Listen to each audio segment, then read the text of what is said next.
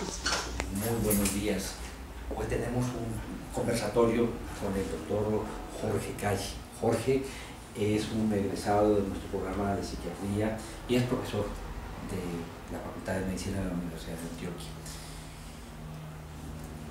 Hemos visto en todo este diploma cómo hay factores de riesgo comunes para las enfermedades crónicas no transmisibles y es indispensable que en el encuentro médico-paciente o enfermera-paciente, nutricionista-paciente, se indague si el paciente es fumador y no se quede uno quieto ante esto si es positivo, oriente al paciente o si el paciente es sedentario, lo estimule a hacer ejercicio. Pero una de las cosas que se nos olvida hacer es conocer los aspectos emocionales y hemos visto a partir del Interhar cómo definitivamente es un factor de riesgo para la génesis de enfermedades cardiovasculares, otras enfermedades crónicas no transmisibles, y no solamente eso, en la modulación, porque posiblemente la persona con problemas emocionales no se adhiera al tratamiento, posiblemente es más fácil que continúe fumando, etcétera, etcétera. Entonces yo quisiera conocer tu perspectiva de esa parte en la actitud que tenemos el personal de la salud al indagar sobre los aspectos emocionales y que de pronto no lo tenemos muy en cuenta, no sé, de que la persona nos llegue llorando, nos llegue expresando directamente una tristeza o una angustia profunda. Y eso precisamente, doctor, yo creo que usted tiene toda la razón. Hay una cosa que me preocupa de los programas de pregrado, y yo no creo que sea el de la Universidad de Antioquia. Cuando uno mira cualquier programa de pregrado, sucede eso, de que la psiquiatría está metidita ya, incluso los estudiantes cuando llegan a octavo semestre sienten como la psiquiatría una islita, pero sigue siendo un estigma, sigue siendo la cenicienta de la medicina, la psiquiatría, y para la muestra un botón, y es desde segundo semestre que a estos muchachos les empezamos a enseñar semiología. Usted le dice a un muchacho hoy en día que le haga una revisión por sistemas y le empieza desde la cabeza hasta los pies, y ¿qué termina sucediendo? ¿Dónde quedó la depresión? ¿Dónde quedó la ansiedad? ¿Dónde quedó la salud mental? Entonces tenemos una falencia supremamente grande, y lo que usted plantea es bastante cierto. Cada vez la salud mental juega un papel más importante en la génesis y la perpetuación de las enfermedades crónicas, y lógicamente va íntimamente ligado con el pronóstico del tratamiento. El médico general, la enfermera, la nutricionista, la psicóloga, bueno, obviamente la psicóloga está trabajando en esa área, pero el resto del personal, cuando hace esa revisión del sistema, ¿cómo puede preguntar lo esencial para de pronto identificar que hay, bien sea un problema depresivo menor o mayor, un problema más serio de tipo psiquiátrico, emocional, una ansiedad importante, como para ampliar un poco o para de pronto identificar y remitirlo a la psicóloga, porque ese recurso de pronto sí lo tiene a nivel de las unidades intermedias o los pequeños municipios, dispone de ese recurso, y ya de pronto la recomendación para remitir al psiquiatra, que a veces los pacientes definitivamente le dicen a uno: no me mencione como que psiquiatra, si yo no estoy loco, ¿cómo me va a remitir? Entonces, ¿cómo es de pronto lo básico, las preguntas que no pueden faltar en esa revisión del sistema? Yo creo que, doctor, antes que las mismas preguntas, es empezar a mirar cuáles son esos pacientes que uno tiene como esa sensación de que van a necesitar algún tipo de ayuda. Me explico. Todos pasamos ya por el rural, y al pasar por el rural nos dimos cuenta de esa paciente consultadora crónica que le duele aquí, luego le pasa aquí, luego se le encaja aquí, que se conoce todos los antiinflamatorios, que se conoce todos los antihipertensivos, que se conoce todos los esteroides, que se conoce cualquier cantidad de cosas, y que uno a la final termina diciendo: ¿qué tiene esta paciente? Yo me atrevería a decir, siendo muy atrevido, de que hasta que a mí no me demuestren lo contrario, esta paciente tiene un cuadro depresivo o tiene un cuadro ansioso.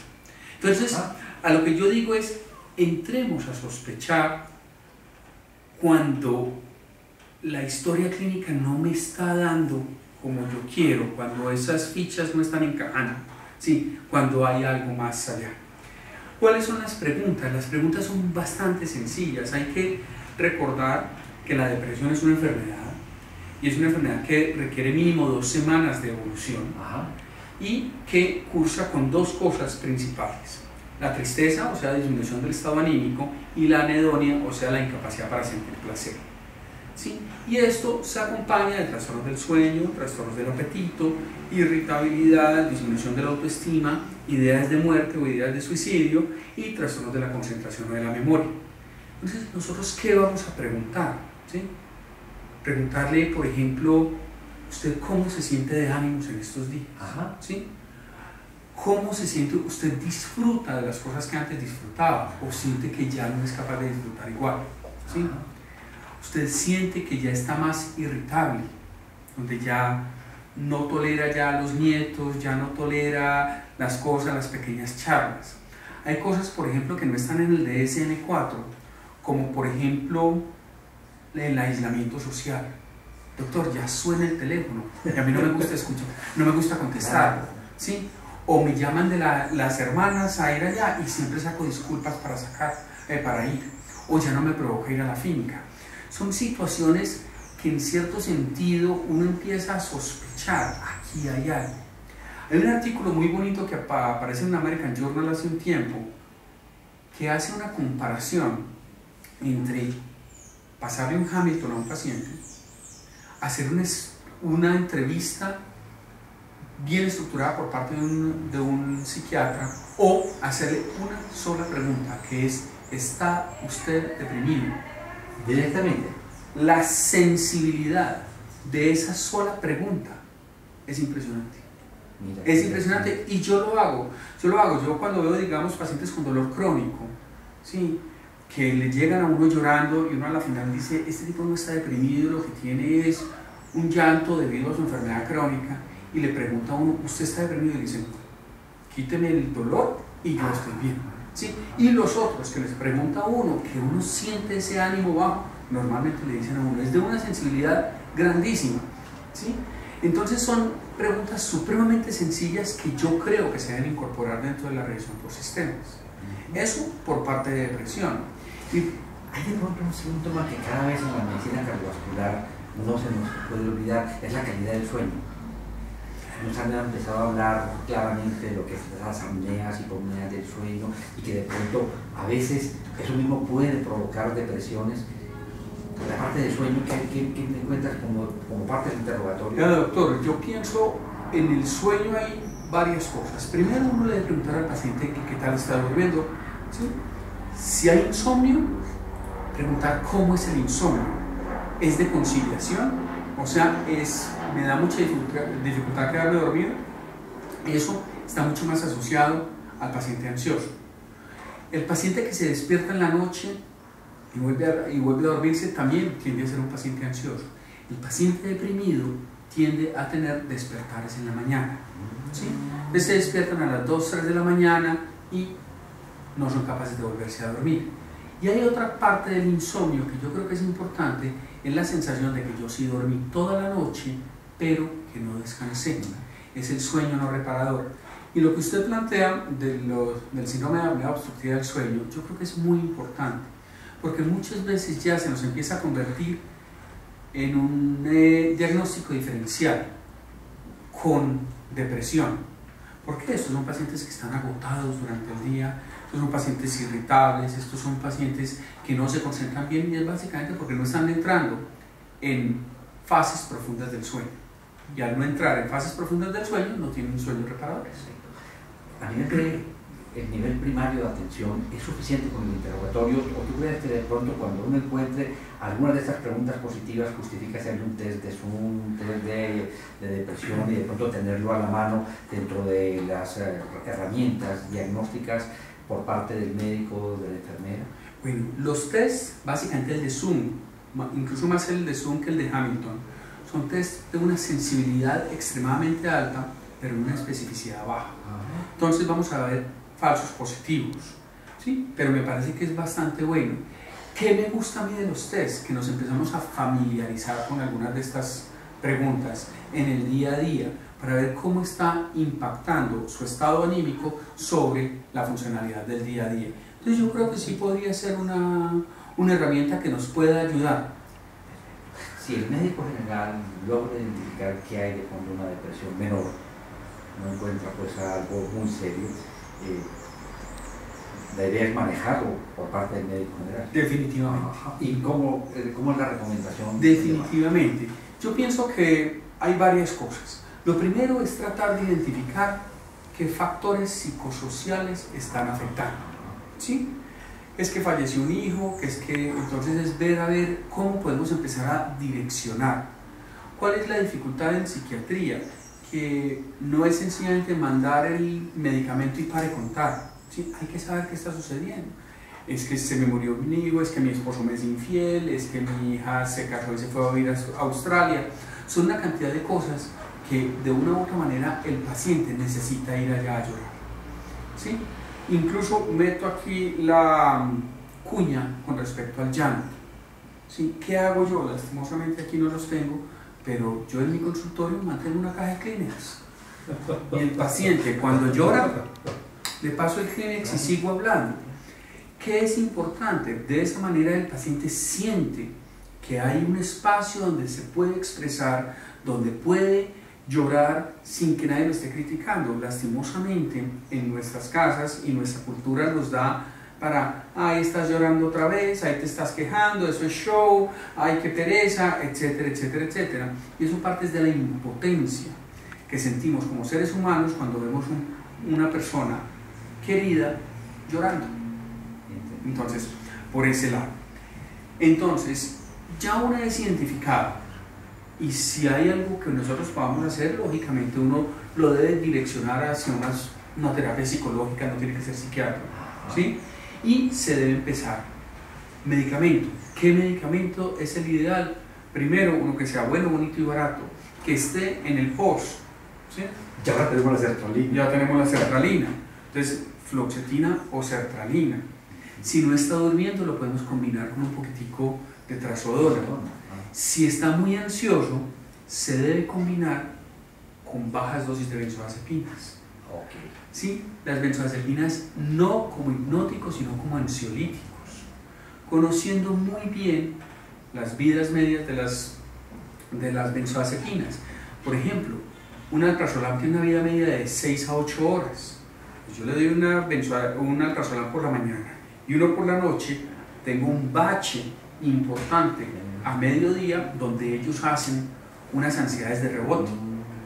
Los americanos, que tienen nombre para todo, este síndrome lo llaman el Clock Watching Syndrome. Empiezo a mirar el reloj, ya casi me toca, falta una horita para tomarme la pastillita, ¿sí? Claro, porque estoy totalmente sin medicamento, desprotegido durante un periodo más o menos largo, ¿cierto? Entonces, si va a utilizar un alprazolam, se utiliza cada 3 a 4 veces al día. Si va a utilizar un clonazepam, se utiliza 2 veces al día. Un lorazepam se utiliza 2 a 3 veces al día, ¿sí? Y eso hay que buscarla. Y no nos dé miedo con esto, que eso sencillamente se maneja las dos o tres primeras semanas y luego lo empezamos a titular para que ya el efecto del antidepresivo, que también tiene efecto ansiolítico, nos pueda ayudar. Teniendo el recurso del psicólogo en la unidad donde está uno trabajando, yo creo que a veces no hay un buen, no se imbrica uno con el trabajo del psicólogo, ¿cierto? Lo remite y no hay como una muy buena comunicación que permita hacerle seguimiento al paciente. ¿Alguna recomendación, especialmente cuando se tiene ese recurso para...? Doctor, yo creo que nosotros hemos caído con esta modernización de la medicina. Como decía un autor, nosotros pensamos que cada vez estamos haciendo las cosas mejor y los pacientes sienten que cada vez estamos haciendo las cosas peor, ¿sí? Nosotros somos excelentes técnicos, pero en mi concepto hemos perdido un poquitico esa capacidad de comunicación con el paciente. Y tenemos una falla peor todavía, que es que no tenemos comunicación entre nosotros. Entonces, el verdadero trabajo en equipo, ¿no? Claro. ¿Por qué? Porque es que básicamente hacemos una gran multidisciplinariedad. O sea, lo ven una cantidad de médicos y 0 interdisciplinariedad, donde uno debe estar llamando y diciendo, doctor Jaramillo, vi a su paciente, yo pienso que ese paciente tiene esto y esto y aquello, ¿sí? ¿Usted qué piensa? ¿Sí? Entonces, eso los americanos lo manejan muy bien. donde ellos tienen una comunicación entre ellos y permanentemente se están retroalimentando.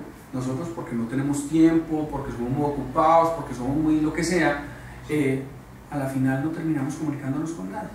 Yo creo que la última parte de estas set que hemos dedicado a la depresión sería cuando el médico general debe pensar seriamente en remitir al psiquiatra y cómo presentarle esa decisión al paciente. Muy bien. Yo pienso que la remisión debe hacerse primero cuando tengamos dudas frente al diagnóstico. Segundo, cuando no tenemos una respuesta como la estamos esperando. Recordemos que los antidepresivos se demoran 2 a 3 semanas, o sea, no vamos a esperar a que responda de un día para otro. Tercero, cuando el paciente lo pida. ¿Sí? Doctor, yo quiero que usted me mande donde el psiquiatra. ¿Sí? O cuarto, cuando es un paciente polimedicado o supremamente complejo, que uno diga, de pronto se me sale de las manos. Yo diría que esas serían las principales. ¿Ha hecho de pronto un intento de suicidio? Definitivamente. ¿Sí? Definitivamente. Sí, claro, se me pasa eso, no solamente el intento, sino cuando el paciente tiene una ideación de muerte clara, una ideación suicida importante, claro que sí. ¿Y cómo se hace para remitir? Que era la otra parte que se me pasaba. Muy importante, ¿no? ¿Por qué? Porque es que con el estigma de la psiquiatría, cada vez que uno le dice al paciente que lo va a mandar con el psiquiatra, entonces le dice, claro, es que el doctor piensa que yo estoy loco o piensa que yo me estoy haciendo. Entonces yo creo que la presentación debe ser como dentro del protocolo de pacientes cardiovasculares o de pacientes fumadores o de pacientes como usted. Siempre hemos buscado la ayuda de salud mental, ¿sí? Para tratar de identificar si existen factores que puedan estar contribuyendo a una situación como la suya. ¿A usted le chocaría que yo lo mande a psiquiatría? Muy bien. ¿Sí? Yo creo que eso, de una u otra manera, abrimos el panorama y le tiramos la pelota al paciente para que él sea quien nos diga, doctor, yo no tengo ningún problema. ¿Sí? Entonces, ¿cómo manejarlo así? Muchas gracias por tus recomendaciones, Jorge.